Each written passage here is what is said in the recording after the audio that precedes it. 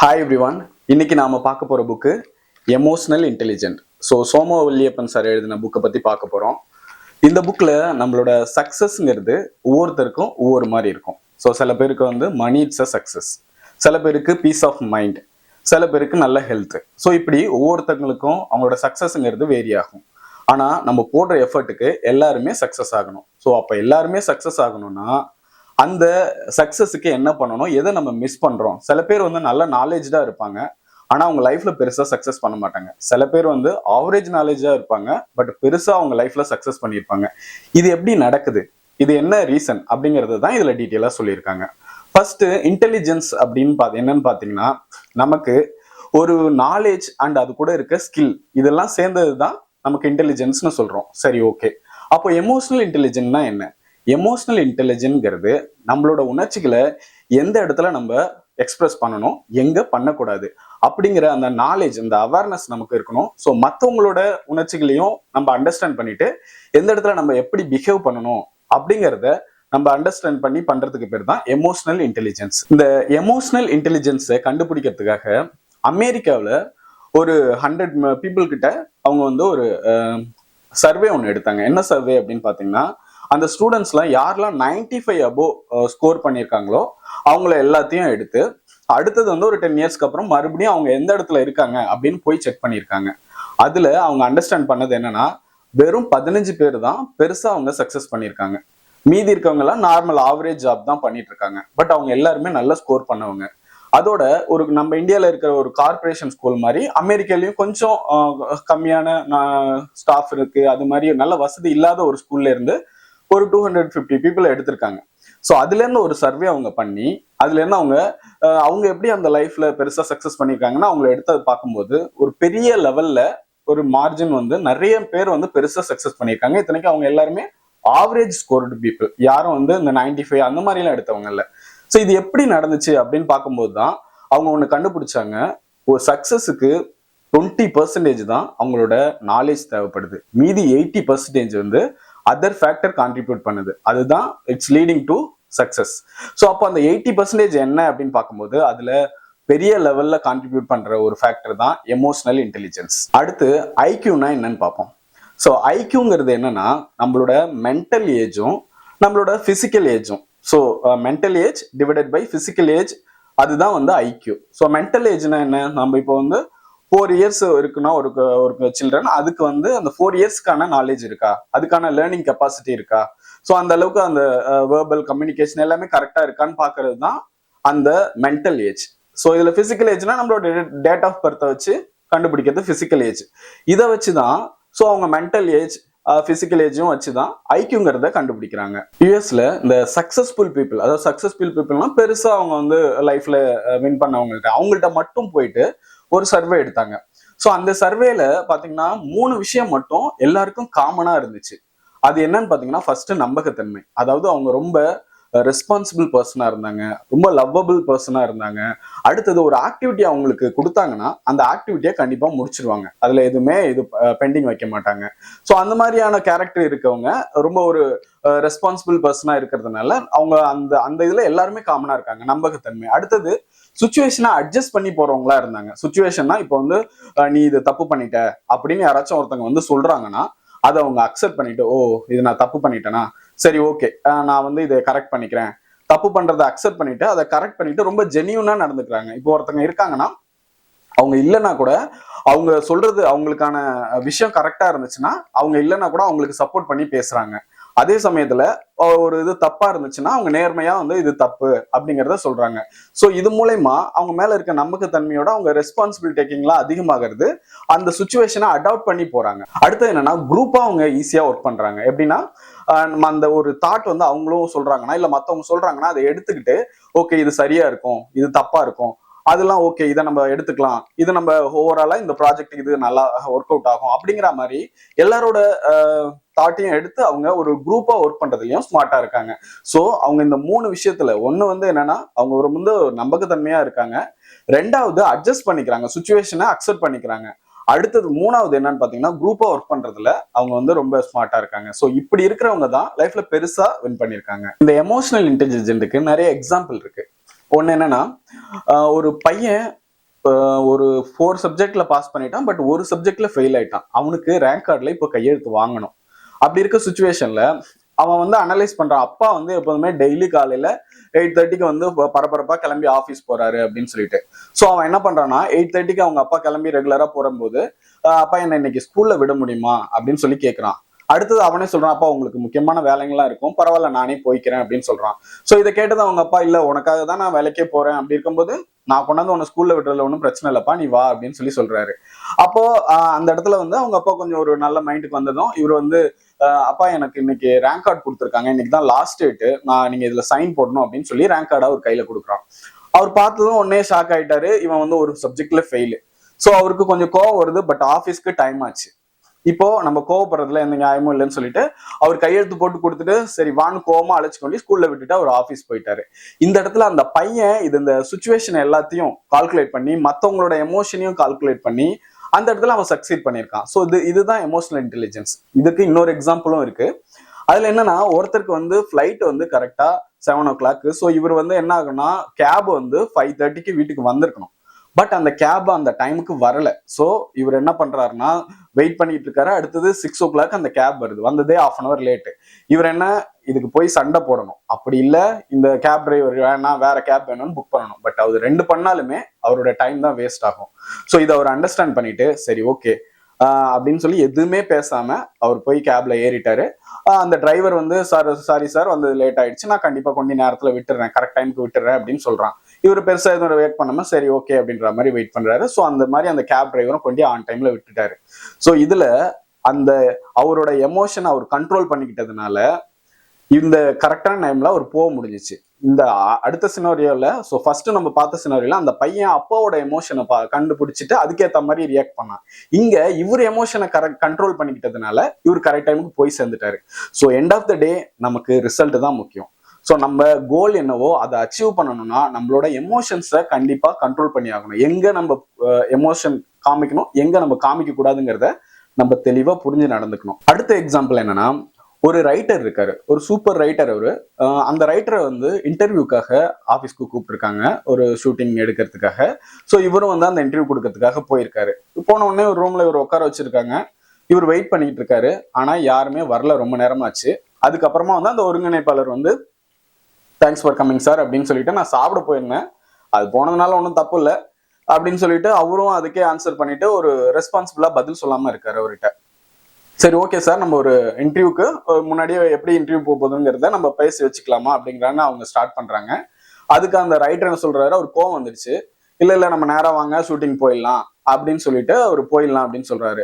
இந்த நேரத்துல அப்படின்னா இன்னைக்கு நம்ம இதை எடுக்க வேணாம் சார் அப்படின்னு சொல்லிட்டு அந்த ஒருங்கிணைப்பாளர் சொல்லிடுறாரு. சரி நல்லது அப்படின்ட்டு அந்த ரைட்டரும் கோவமா வீட்டுக்கு கிளம்பிடுறாரு.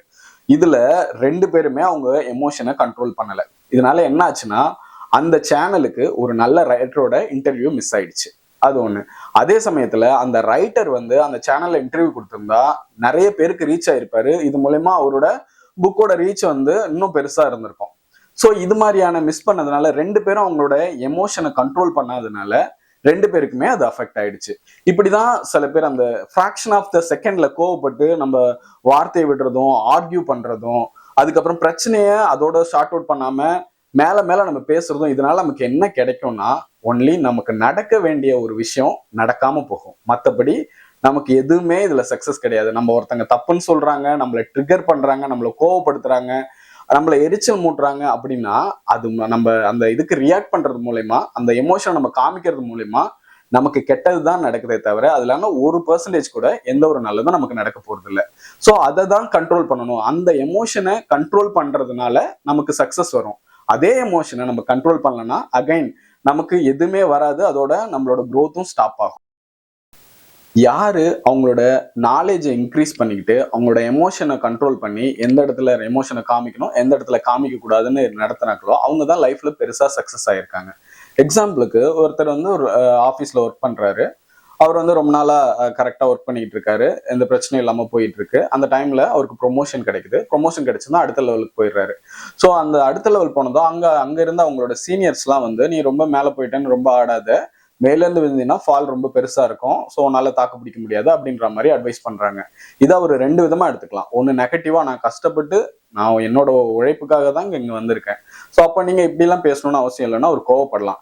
ஆனா அதே சமயத்துல அவர் என்ன பண்ணாருன்னா அதை அமைதியா எடுத்துக்கிட்டு, சரிங்க சார், இது நீங்க சொல்றதை நான் வந்து அட்வைஸா எடுத்துக்கிறேன், அதே சமயத்துல எனக்கு ஏதாச்சும் ஒரு பிரச்சனை, எனக்கு ஒரு இதுனா நீங்க கைட் பண்ண இருக்கீங்க, எனக்கு எந்த ஒரு பிரச்சனையும் இல்லை, ஸோ அதே சமயத்துல நான் வந்து உங்கள்ட்ட இருந்து நிறைய கத்துக்கிட்டு நான் மறுபடியும் எல்லா வேலையுமே சரியா பண்ணிடுவேன் அப்படின்னு அவங்கள்ட்ட ஒரு இணக்கமா பேசும்போது அவங்க சரி ஓகே, எந்த ஈகோ பிரச்சனையும் அங்க ஆகாம மேனேஜ்மெண்ட்ல இவரை பத்தி நல்ல விதமா சொல்றாங்க. ஸோ அவருக்கு இன்னமும் ஒரு நல்ல பொசிஷன், அடுத்த லெவல் டெசிக்னேஷனும் ஈஸியா கிடைக்குது. ஸோ அந்த இடத்துல எப்படி நம்ம ரியாக்ட் பண்றோம், நம்ம எமோஷனை எப்படி நம்ம அங்க ஹேண்டில் பண்றோம் அப்படிங்கிறத வச்சுதான் அந்த சுச்சுவேஷன் அண்ட் ஃபியூச்சர், நம்மளோட ஃபியூச்சர் அதை சுத்தி தான் நடக்குது. அடுத்தது நம்ம பார்க்க போறது நம்ம பிரெயின் எப்படி இது ஒர்க் ஆகுது அப்படின்னு சொல்லிட்டு. நம்ம பிரெயின்ல அமைடல்லா அப்படின்ற ஒரு சின்ன, அதாவது பாதாம் பருப்பு தான் கிரீக்ல வந்து அமைடல்லா அப்படின்னு சொல்றாங்க. ஸோ அதுதான் அதுக்கு பேரா வச்சிருக்காங்க அந்த ஆர்கனுக்கு. நம்ம பிரெயின்ல இருக்க ஒரு சின்ன பாதாம் பருப்பு அளவுல இருக்க அந்த ஆர்கன் என்ன பண்ணுதுன்னா அந்த எமோஷன் எல்லாத்தையும் அதுதான் கண்ட்ரோல் பண்ணுது. ஸோ நம்ம வந்து அழுவுறது, சிரிக்கிறது, நம்ம கோபப்படுறது, இமிடியேட்டா நீ இதை பண்ணு, அதை பண்ணாத அப்படிங்கிறதான எல்லா இன்ஃபர்மேஷனும் அங்கேருந்து தான் நமக்கு வருது. ஸோ அப்போ இந்த அமைடெல்லாங்கிறது எப்படி ரியாக்ட் பண்ணுதுன்னா, ஒரு வந்து ஆபத்து காலத்துல, எமர்ஜென்சி பீரியட்ல, இப்போ ஒரு கவர்மெண்ட் இருக்கு, இப்போ வார் நடக்குதுன்னா அந்த வார் டைம்ல பிரதமர் நேரா வந்து அந்த போர் வீரர்கள் அவருக்கு நேரா ஒரு ஆர்டர் கொடுப்பாரு. ஸோ அந்த அளவுக்கு அவங்களுக்கு பவர் வந்துடும். ஸோ அவங்க ப்ராசஸ் அப்படி பண்ணி வச்சிருப்பாங்க. ஸோ பிரதமர் என்ன சொல்றாரோ அதுக்கேற்ற மாதிரி நம்ம ரியாக்ட் பண்ணணும் அப்படின்ற மாதிரி. அது மாதிரி எமர்ஜென்சி சுச்சுவேஷன்ல நம்ம பிரெயின் என்ன பண்ணணும்னா அமைடல்ல என்ன சொல்லுதோ இமிடியேட்டா அதை பண்ணிடும். ஸோ இதுக்கு ஒரு எக்ஸாம்பிள் இருக்கு. ஒரு ஒருத்தரோட பொண்ணு வந்து என்ன பண்ணுதுன்னா, நான் அப்பா இன்னைக்கு நைட்டு என்னோட ஃப்ரெண்ட் வீட்டுக்கு போறேன், நான் அங்கேயே தங்கிக்கிறேன், நீங்க இன்னைக்கு வரமாட்டேன் அப்படின்னு சொல்லிடுறாங்க. சரின்னு சொல்லிட்டு இவங்க ஹஸ்பண்ட் ஒய்ஃப் ரெண்டு பேரும் வெளியில போறாங்க. போயிட்டு மறுபடியும் வீட்டுக்கு வராங்க. ஸோ அதுக்கு முன்னாடி என்னாச்சுன்னா, இவங்க அந்த பொண்ணு என்ன பண்ணிருந்தா ஃப்ரெண்டு வீட்டுக்கு போயிருக்காங்க, அங்க அவங்க ஃப்ரெண்டு இல்லை. அதனால என்ன பண்ணுச்சுன்னா மறுபடியும் வீட்டுக்கு அந்த பொண்ணு வந்துருச்சு. வந்த உடனே இன்னொரு கீ இந்த பொண்ணுகிட்ட இருக்கிறது ஞாபகம் வந்து அதை ஓபன் பண்ணி உள்ள போய் ஒளிஞ்சிக்கிச்சு. அப்பா வந்ததும் பிராங்க் பண்ணி பயமுடுத்தலாம் அப்படின்னு சொல்லிட்டு. ஸோ இவர் என்ன பண்றாரு, வீட்டுக்கு வராரு. வந்த உடனே வீட்டுக்கு யாரோ இருக்காங்கிறத கண்டுபிடிச்சுன்னா அவர் கையில ஒரு கன் வச்சிருந்தாரு, அதை எடுத்துட்டாரு. சரி ஏதோ திருடன் வந்திருக்கான், இன்னைக்கு நம்ம கண்டிப்பா பிடிச்சிடணும் அப்படின்னு சொல்லிட்டு அப்படி பிடிச்சிட்டு வரும்போது ஸோ கன்னை எடுத்துட்டே வராரு. ஏதோ ஒரு சத்தம் கேட்குது, அதை பக்கத்துல போறாரு. போன உடனே அவங்க பொண்ணு ஒரு கத்தி சத்தம் போட்டு பயமுடுத்த ட்ரை பண்ணும்போது அவருக்கு அவர் பொண்ணு தான் வந்திருக்குங்கிறத அனலைஸ் பண்ணிட்டாரு. பட் இருந்தாலும் கன்ல இருந்த ப்ரெஸ் பண்ணிட்டாரு. அந்த பொண்ணு, அவரோட பொண்ணு மேல புல்லட் போயிருச்சு. ஸோ இமீடியட்டா ஹாஸ்பிட்டலுக்கு எடுத்துட்டு போயிட்டாங்க. பட் இங்க ஏன் அந்த புல்லட் அவர் ஏன் அந்த கன்னை ப்ரெஸ் பண்ணாரு அப்படிங்கறத பாத்தீங்கன்னா, அவரோட பிரெயினுக்கு தெரிஞ்சிடுச்சு அவங்க பொண்ணு தான் வந்திருக்கிறது அப்படின்னு சொல்லிட்டு. ஆனா அந்த அமைடல இமிடியேட்டா உனக்கு ஒரு எமர்ஜென்சி, நீ வந்து உன்னை பாதுகாத்துக்கோ அப்படிங்கிற மாதிரி ஆர்டர் நீ வந்து ப்ரெஸ் பண்ண, அந்த துப்பாக்கில இருந்து குண்டை நீ பாஸ் பண்ணுன்ற மாதிரி ஆர்டர் கொடுத்ததுனால இமிடியேட்டா அது ஃபிராக்ஷன், இது வந்து ஒரு ஹாஃப் ஆஃப் செகண்ட்ல நடந்துருது. ஸோ அந்த அளவுக்கு ஃபாஸ்டா அது நடந்ததுனால இப்படி ஒரு சுச்சுவேஷன் நடந்துருச்சு. ஸோ அப்போ நம்மளோட ஆக்சுவல் ப்ராசஸ் என்னன்னு பாத்தீங்கன்னா, நமக்கு ஒரு இன்ஃபர்மேஷன் வந்து தலாமஸ்க்கு போகும். தலாமஸ் அங்கேருந்து கார்டெக்ஸுக்கு அதோட இன்ஃபர்மேஷனை அனலைஸ் பண்ணி ஸோ இதுக்கு இந்த முடிவு எடுக்கலாம் அப்படிங்கிறது டெசிஷன் எடுக்கும். ஸோ இந்த கார்டெக்ஸ் முடிவு எடுத்துட்டு அதை இம்ப்ளிமெண்ட் பண்ணும். இது ஏதாச்சும் எமோஷன் ரிலேட்டடா இருந்துச்சுன்னா அதை வந்து இந்த அமைடலுக்கு அனுப்பும். ஸோ நீ இந்த மாதிரி இமோஷன் இருக்கு, நீ அதை எக்ஸ்பிரஸ் பண்ணு அப்படின்னு சொல்லிட்டு. ஸோ இந்த ப்ராசஸ் எமர்ஜென்சி சுச்சுவேஷன்ல நடக்காது. டைரக்டா வந்து அமைடல் என்ன சொல்லுதோ அது நடந்துருது. அதனாலதான் இந்த கோவம் வரும்போது பாத்தீங்கன்னா டிஃப்ரெண்டா நம்ம பிஹேவ் பண்ணுவோம். நம்ம கோவம், எரிச்சல் வரும்போது என்ன வார்த்தை பயன்படுத்துறோம்னே தெரியாது நமக்கு. ஸோ அப்போ நம்ம இந்த கோவத்தை கண்ட்ரோல் பண்றது மூலயமா மட்டும்தான் நம்ம வந்து இந்த ஒரு சுச்சுவேஷனை ஈஸியா ஹேண்டில் பண்ண முடியும். ஸோ அப்போ நம்ம கோவத்தை எப்படி கண்ட்ரோல் பண்ண முடியும்? ஸோ அது வந்து அந்த மாதிரி டைம்ல இந்த அமைடலா கொடுக்குற ஆர்டரை நம்ம பாஸ் பண்ண வைக்கணும். ஸோ அதுக்கு தான் ஒரு தண்ணியை குடிக்கிறது, ரிவர்ஸ்ல நம்பரை எண்றது, இது மாதிரியான அதை டைவெர்ட் பண்றதுக்கு வேற ஒரு ஆக்டிவிட்டியை நம்ம எடுத்துக்கணும். ஸோ இது மூலயமா தான் நம்ம அதை அதோட ஆர்டரை பாஸ் பண்ண வைக்க முடியும். அதோட பாஸ் பண்ணிட்டோம்னா, அந்த எமோஷனை நம்ம கண்ட்ரோல் பண்ணிட்டோம்னா டெஃபினட்டா அந்த சுச்சுவேஷனை நம்ம பெட்டரா ஹேண்டில் பண்ணிட்டோம்னு அர்த்தம். மெமரி ரெண்டு விதமா இருக்கு. ஒன்று வந்து ஹிப்போ கேம்பஸ் மெமரி, இன்னொன்று வந்து எமோஷனல் மெமரி. இந்த ஹிப்போ கேம்பஸ் மெமரிங்கிறது என்னன்னு பாத்தீங்கன்னா, நம்ம ரெகுலரா இருக்க, நம்ம என்ன நடந்துச்சோ அதெல்லாம் இருக்கிற நார்மல் மெமரி. இந்த எமோஷனல் மெமரிங்கிறது, ஒரு நாய் நம்மளுக்கு கடிக்க வருது அப்படின்னா நம்ம ஓடுவோம். ஸோ ஓடும் போது நெக்ஸ்ட் டைம் அந்த நாயை பார்த்தாலே நமக்கு பயம் வந்துடும். ஸோ அது மாதிரியான சுச்சுவேஷனுக்கு ஏற்ற மாதிரி நமக்கு ஒரு மைண்ட்ல ஒரு மெமரி சேவ் ஆகும். அது நமக்கே கூட தெரியாம இருக்கலாம். நம்ம ஏதோ ஒரு விஷயத்த நினைச்சு பயந்துருப்போம். ஒரு பேய் படத்தை பார்த்தோம்னா அது ஒரு இருட்டை பார்க்கும்போது நமக்கு ஒரு பயம் வரும். ஸோ நார்மலாவே இருட்டை எப்பெல்லாம் பாக்குறோமோ நமக்கு அது பயம் வந்துடும். ஸோ இந்த எமோஷனல் மெமரி தான் நம்ம ஒருத்தங்களை நல்லதாவும் சரி, இன்னொருத்தங்க கெட்டவங்களாவும் போர்ட்ரேட் பண்றது இது மூலியமா தான். இந்த பிரெயின் வாஷ் எல்லாம் இதை வச்சுதான் பண்றாங்க. எப்படின்னா, ஒரு மெமரியை நமக்கு கிரியேட் பண்றாங்க. அந்த மெமரியை ஸ்ட்ராங் பண்றதுக்கு அதை பத்தி மேல மேல சொல்லிக்கிட்டே இருக்காங்க. ஃபார் எக்ஸாம்பிள், இப்போ வந்து அம்மா இருக்காங்கன்னா, அப்பா வந்து இது பண்ணிட்டாரு, பாரு இப்படி எனக்கு தப்பு பண்றாரு, இவர் வந்து பண்றது சரியில்லை, வீட்டுக்கு காசு கொடுக்க மாட்டேங்கிறாரு, நிறைய தண்ணி அடிக்கிறாரு, அது மாதிரி அவர் மேல தப்பா மேல மேல அடுக்கிக்கிட்டே போகும்போது ஒரு டைம்ல அம்மா மேல தப்பு இருந்து அப்பா வந்து சண்டை போட்டா கூட அப்பா தான் தப்பு அப்படிங்கிறது அந்த குழந்தைங்களுக்கு மைண்ட்ல வந்துடும். ஸோ ஏன்னா அவங்க வந்து அம்மா ஒவ்வொரு விஷயமா சொல்லிக்கிட்டே இருக்காங்க. இதுன்னு ஆட் பண்ண அந்த எமோஷனல் மெமரி வந்து ஸ்ட்ராங் ஆயிடுது அகைன்ஸ்ட் த பர்சன். அப்போ அவங்க நல்லவங்களா கெட்டவங்களெல்லாம் பார்க்காது, இவங்க மைண்ட் ஆல்ரெடி செட் பண்ணிடுச்சு. ஸோ இப்படிதான் ஒருத்தங்களை பிரெயின் வாஷ் பண்ணி அவங்களை எதுக்கு வேணாலும் யூஸ் பண்ணிக்கலாம் அப்படிங்கிற மாதிரியான விஷயங்கள்லாம் இதை வச்சுதான் நடக்குது. நம்ம மைண்டு ரெண்டு விஷயத்த வச்சு வேலை செய்யுது. ஒன்னு வந்து எமோஷன், இன்னொன்னு ரேஷனல். ஸோ எமோஷன் அப்படின்னா என்னன்னு பாத்தீங்கன்னா, நாளைக்கு எக்ஸாம் இருக்கும், நம்ம இன்னைக்கு படிக்கணும், ஆனா நமக்கு என்ன தோணும், இந்த ஒரு படத்தை பார்த்துட்டு படிக்கலாம். ஸோ அப்படின்னு நம்ம எமோஷன் நம்மளை ட்ரிகர் பண்ணும். அடுத்தது வந்து சரி, நான் நீங்க தண்ணி அடிக்கக்கூடாது, நம்ம எந்த சிகரெட் குடிக்க கூடாது, எந்த கெட்ட பழக்கமும் பண்ணக்கூடாதுன்னு நினைப்போம். ஆனா அது மைண்ட் வந்து நமக்கு ட்ரிகர் பண்ணும், அது பண்ணினா நல்லா ஜாலியா இருக்கும். ஸோ அந்த மாதிரி பண்ணும்போது நம்ம கண்ட்ரோல் இல்லாம அதை பண்ண ஆரம்பிச்சிருவோம். எப்படி நம்ம கண்ட்ரோல் இல்லாம எமோஷனுக்கு அடிமையாகிறோமோ, எமோஷன் சொல்றது எல்லாத்தையும் கேட்கிறோமோ, நம்ம அன்கண்ட்ரோல் ஆயிடுவோம். ஸோ கண்டிப்பா ஏதோ ஒண்ணுக்கு அடிக்ஷனா இருக்க வாய்ப்பு இருக்கு. அதுக்கு அடுத்தது வந்து இந்த ரேஷனல் மைண்டுன்னு ஒண்ணு இருக்கு. அது என்ன பண்ணும்னா, இது இப்ப பண்ணலாமா, இது இப்ப பண்ணக்கூடாதா அப்படிங்கிறத யோசிச்சு, அதுக்கு இது சரி இது தப்புன்னு தெரியும், அதை ஃபாலோ பண்ண வைக்கும். எக்ஸாம்பிளுக்கு பாத்தீங்கன்னா, ஒரு மேட்ச் இந்தியா பாகிஸ்தானுக்கு நடக்குது. அதுல சச்சின் வந்து 90 ரன்ஸ்ல கிரீஸ்ல நிக்கிறாரு. அப்போ கீப்பரும் விக்கெட் கீப்பரும் அண்ட் பவுலர் வந்து அக்தர், அவர் தான் ஃபாஸ்டஸ்ட் பவுலர் அந்த டைம்ல. ஸோ அவரும் வந்து சச்சினுக்கு அகைன்ஸ்டா கமெண்ட் பாஸ் பண்றாங்க, ரொம்ப கேவலமா பேசுறாங்க. பட் சச்சின் வந்து எதுவுமே ரியாக்ட் பண்ணாம அப்படியே அவங்க சொல்றது எல்லாத்தையும் கேட்டுட்டு கடைசியில அந்த செஞ்சுரியை ஈஸியா அவர் அடிச்சிடறாரு அந்த மேட்ச்ல. ஸோ அதுக்கு காரணம் என்னன்னா, அவரை எவ்வளவுதான் ட்ரிகர் பண்ணாலும் அந்த எமோஷனுக்கு அவர் வந்து முன்னுரிமை கொடுக்காம அவரு வெயிட் பண்ணி, ஓகே இது நம்ம இப்படிதான் எமோஷனல் அவங்க நம்ம இது பண்ணுவாங்க, ட்ரிகர் பண்ணுவாங்க, அதுக்கு எதுவும் நம்ம ரியாக்ட் பண்ணிடக்கூடாதுன்னு சொல்லிட்டு கண்ட்ரோலா இருந்து அந்த செஞ்சுரியை முடிச்சாரு. அதனாலதான் அவர் சக்சஸ்ஃபுல் ஆனாரு.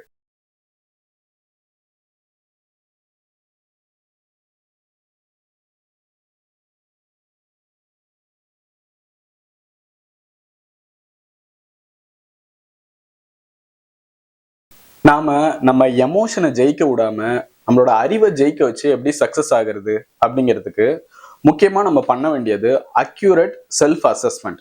அதாவது நம்மள எந்த விஷயம் எரிச்சல் அடைய வைக்குது, எது நம்மளை கோவப்படுத்துது, அதை முதல்ல கண்டுபிடிச்சு அதை நம்ம பண்ணாம இருக்கணும்.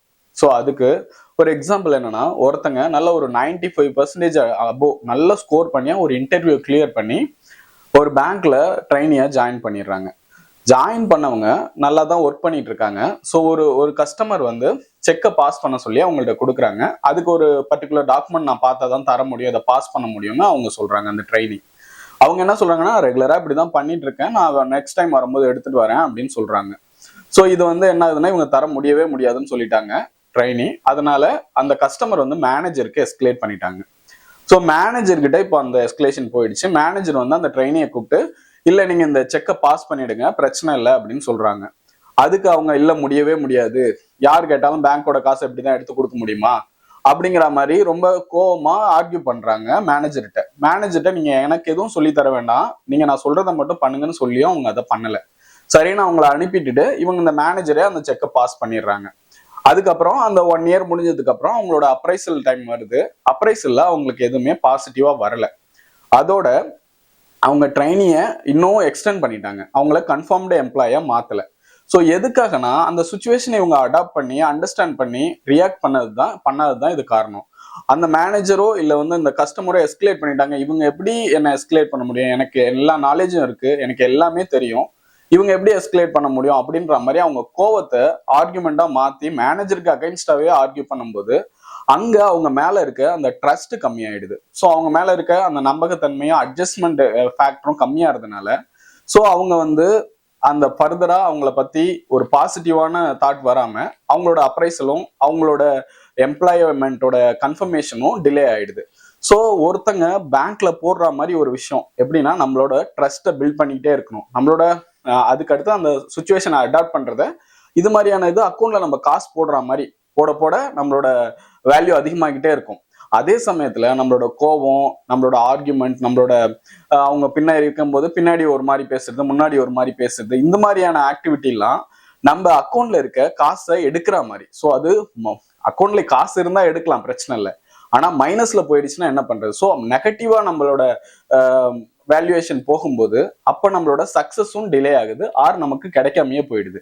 ஸோ நம்ம ஃபர்ஸ்ட் நம்ம அக்கௌண்ட்ல எப்படி மணி ஆட் பண்ணிக்கிட்டே இருக்கணும் அப்படிங்கிற மாதிரி நம்மளோட பாசிட்டிவான தாட்டை அதிகமாக்குறதுக்கு என்ன பண்ண முடியும்? அதுக்கு தான் இந்த முக்கியமா நம்மளோட செல்ஃப் அக்யூரேட் அசஸ்மெண்ட் இருக்கணும். அந்த அக்யூரேட் செல்ஃப் அசஸ்மெண்ட் எப்போ நம்மள்ட்ட இருக்கோ அந்த டைம்ல நம்ம ட்ரிகர் ஆக மாட்டோம். ஸோ நம்மளை கோவப்படுத்துற மாதிரி ஒரு விஷயம் நடந்துச்சுன்னா அங்கேருந்து நம்ம மூவ் ஆயிடலாம். இல்ல அந்த அப்படி ஒரு சுச்சுவேஷன் நடக்கும் அப்படிங்கிறத நம்ம அண்டர்ஸ்டாண்ட் பண்ணிட்டு அந்த இடத்துல நம்ம எமோஷனை எக்ஸ்பிரஸ் பண்ணாம அவாய்ட் பண்ணிக்கலாம். இன்னொரு சினாரியோ என்னன்னா, ஒருத்தர் ஒரு ஆஃபீஸ்ல ரொம்ப நாளா வேலை செய்யறாரு. அவருக்கு கல்யாணம் ஆகி குழந்தை இல்லை. ஸோ ஒரு ஆஃபீஸ்ல ஃபேமிலி பார்ட்டி ஒன்று அரேஞ்ச் பண்றாங்க, எல்லாரும் அவங்க ஃபேமிலியோட வந்திருக்காங்க. அங்க ஒரு கேம் நடத்துறாங்க. அந்த கேம்ல இந்த கப்பல் தான் நல்லா சூப்பரா பெர்ஃபார்ம் பண்ணி ஃபைனலுக்கு அதை ஜெயிச்சிடுறாங்க. அவங்களுக்கு ஒரு கிஃப்ட்டும் கொடுக்குறாங்க. அங்கேயே எல்லாரும் ஓப்பன் பண்ணி அந்த கிஃப்டை ஓப்பன் பண்ணி பார்த்தே ஆகணும் அப்படின்னு சொல்லிட்டு எல்லாம் கம்பல் பண்றதுனால அந்த கிஃப்ட் அவங்க ஓப்பன் பண்றாங்க. ஓப்பன் பண்ணது பாக்ஸுக்குள்ளார பாக்ஸ் இருக்கு, பாக்ஸுக்குள்ளார பாக்ஸ் இருக்கு. அப்படி பெரிய பாக்ஸ் கடைசியில சின்ன பாக்ஸ் ஆகி அதுல ஒரு ஃபீடிங் பாட்டில் மட்டும் இருந்திருக்கு. ஸோ இவங்களுக்கு ஆல்ரெடி குழந்தை இல்லை, அவங்க ஆல்ரெடி அதை ஒரு பேட் ஸ்டேட்ல இருக்காங்க, குழந்தை இல்லை அப்படின்னு சொல்லிட்டு. இந்த டைம்ல அவங்க ஃபீடிங் பாட்டில பார்த்துதான் அவருக்கு ரொம்ப கோவம் வந்துருச்சு. ஸோ அதோட அந்த ஃபீடிங் பாட்டில தூக்கி எரிஞ்சிட்டு ஒய்ஃபை கூட்டிட்டு வீட்டுக்கு போயிடுறாரு. அவர் நல்ல எம்ப்ளாயி, எல்லாமே ஓகே. ஆனா அந்த எமோஷன் மூலமா அவரை ஒரு பேடா போர்ட்ரேட் பண்ற மாதிரி ஒரு சுச்சுவேஷன் நடந்துச்சு. அந்த டைம்ல அவரு அதை நினைச்சிருந்தா கண்ட்ரோல் பண்ணிருக்கலாம். இந்த அமெக்டல்லா தான் இங்க அந்த வேலையை பாக்குது. ஸோ என்னன்னா, இமிடியேட்டா உனக்கு எரிச்சலை மூட்டினா நீ இப்படிதான் ரியாக்ட் பண்ணும், இதை பண்ணு அதை பண்ணு, தூக்கி எரி, அவங்கள அடி. ஸோ அது மாதிரியான ஒரு நெகட்டிவான எமர்ஜென்சி சுச்சுவேஷன்ல நமக்கு ஒரு ஆர்டர் வந்துடுது. ஸோ அது அந்த எமர்ஜென்சி சுச்சுவேஷன்ல நம்மள ப்ரிவென்ட் பண்றதா ஒரு சில விஷயங்கள் நடக்கிறது, நமக்கு அது பேடா போய் முடிஞ்சிடும். ஸோ இதை எல்லாத்தையும் நம்ம கண்ட்ரோலா வைக்கிறது மூலயமா இதை நம்ம அவாய்ட் பண்ணிக்கலாம். ஒரு 63 எம்ப்ளாயி ஃபயர் பண்ணியிருக்காங்க ஒரு ஆஃபீஸ்ல இருந்தா. அவங்கள்ட்ட ஒரு லெட்டர் எழுதி நீங்க எங்களுக்கு கொடுங்க, என்ன உங்களுக்கு நெகட்டிவா அந்த கம்பெனியை பத்தி என்ன தாட் இருக்கு அப்படின்னு சொல்லிட்டு அவங்க கேட்டிருக்காங்க. அந்த எம்ப்ளாயிஸ் எல்லாம் அந்த கம்பெனியை பத்தி என்னென்னலாம் அவங்க மைண்ட்ல இருக்கோ, என்னெல்லாம் அவங்க யோசிச்சாங்களோ எல்லாரையும் எழுதி அவங்க கொடுத்துட்டாங்க. ஸோ அதுல பாசிட்டிவ் நெகட்டிவ் எல்லாமே இருந்துச்சு. ஆனா அது கொடுத்ததுக்கு அப்புறமா அவங்களோட ஸ்ட்ரெஸ் ரொம்ப கம்மியாயிருக்கு. இமிடியேட்டா அவங்க வேற ஒரு இன்டர்வியூ ஃபோக்கஸ் பண்ணி அதுல செலக்ட் ஆகி நல்ல பொசிஷனுக்கு போயிருக்காங்க. ஸோ அதே மாதிரி இவங்க என்ன ரெக்கமெண்ட் பண்றாங்கன்னா, உங்களுக்கு ஒருத்தருக்கு மேல கோபம் இருக்கு அப்படின்னா நீங்க என்ன பண்ணுங்க, ஒரு லெட்டரா எழுதுங்க. என்ன எழுதோ அது எல்லாமே உங்களோட இதை எல்லாம் எக்ஸ்பிரஸ் பண்ணிட்டு கடைசியா அந்த பேப்பரை கிழிச்சிருங்க. ஸோ இது மூலயமா உங்களோட ஸ்ட்ரெஸ் கம்மியாகும். நீங்க அடுத்ததுல அந்த அந்த இடத்துல இருந்து மூவ் ஆன் ஆகி அடுத்த இடத்துக்கு போகலாம். ஸோ அவங்க மேல மீண்டும் மீண்டும் அந்த வன்மத்தை வச்சுக்கிட்டே, அவங்க மேல கோபத்தை வச்சுக்கிட்டே இருக்க தேவையில்லை. எப்போதும் என்னால முடியும் அப்படிங்கிற ஒரு செல்ஃப் கான்ஃபிடன்ஸோட மற்றவங்க கூடயும் ஃப்ரெண்ட்லியா இருக்கிறது, இந்த ரிலேஷன்ஷிப்பை மெயின்டைன் பண்றது மூலயமா நம்ம அந்த சுச்சுவேஷன்ல அந்த குரூப்ல ஒரு நல்ல பர்சனா ஐடென்டிஃபை பண்ணப்படுவோம். ஸோ அப்பனா நெக்ஸ்ட் லெவல் நம்ம ஏதோ ஒரு ப்ரொமோஷன் யோசிக்கிறாங்க, இல்ல நல்ல ஒரு வேற ஒரு விஷயம் ஒரு பிசினஸ்ல ஸ்டார்ட் பண்ணும்போது ஒரு பார்ட்னரா எடுத்துக்கணும் அப்படிங்கும் போதெல்லாம் நம்ம ஒரு ஃபர்ஸ்ட் ப்ரையாரிட்டியா ஆயிடுவோம். ஏன்னா நம்மளோட பிஹேவியர் டுவர்ட்ஸ் த சுச்சுவேஷன் ரொம்ப நம்ம ஸ்மூத்தா ஹேண்டில் பண்ணதுனால. எமோஷனல் இன்டெலிஜென்ஸ் ஒரு 3 ஃப்ளோர் மாதிரி. So ground floor, first floor, second floor. So இந்த கிரவுண்ட் ஃப்ளோர்ல இருக்கிறவங்க அவங்களோட எமோஷனை கண்ட்ரோல் பண்ணவே மாட்டாங்க. அந்த சுச்சுவேஷன்ல என்ன தோணுதோ இமீடியட்டா, ஸோ அவங்களுக்கு என்ன ரியாக்ட் பண்ணணும்னு தோணுதோ அதை அப்படியே ரியாக்ட் பண்ணிடுவாங்க.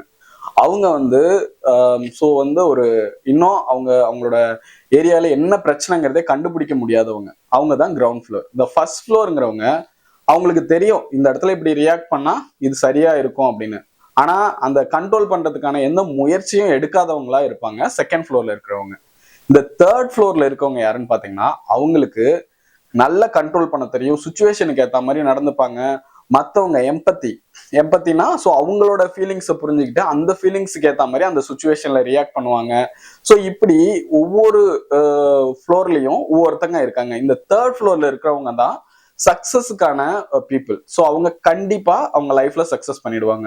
ஏன்னா அந்த சுச்சுவேஷன் எல்லாத்தையும் அவங்க ஈஸியா ஹேண்டில் பண்ணுவாங்க.